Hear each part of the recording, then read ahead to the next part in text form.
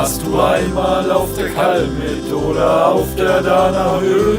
Hast du einmal an einem Herbsttag morgens die Nebel steigen sehen?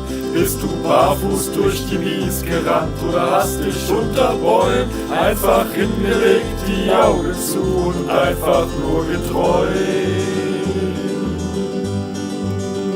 Das wär alles nichts Besonderes, sagst du und wirst jetzt gehen, denn es gäbe außer der Pfalz ja auch noch anderes zu sehen. Sicher hast du recht, wenn du sagst, dass dir's anderswo gefällt. Aber anderswo ist's anders und nicht wie in der Pfalz.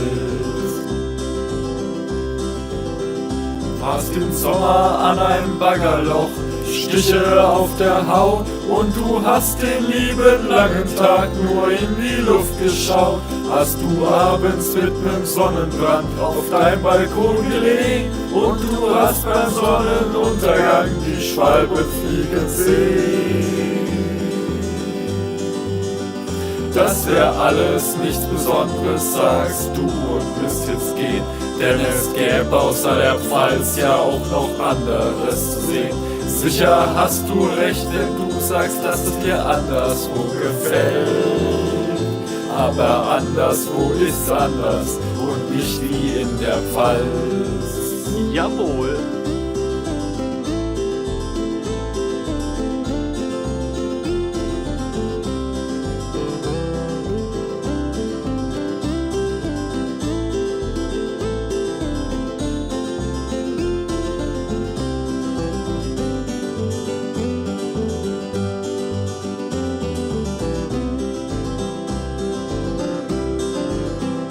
Kennst du Homburg, Landstuhl, Lauter, Neustadt, Mannheim, Heidelberg?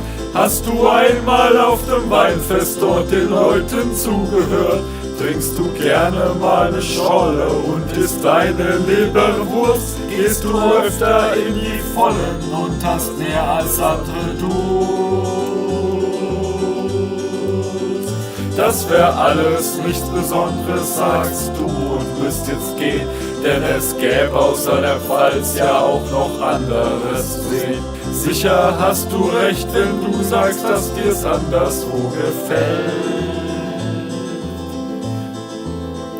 Aber anderswo ist anders und nicht wie in der Pfalz. Aber anderswo ist's anders und nicht wie in der Pfalz.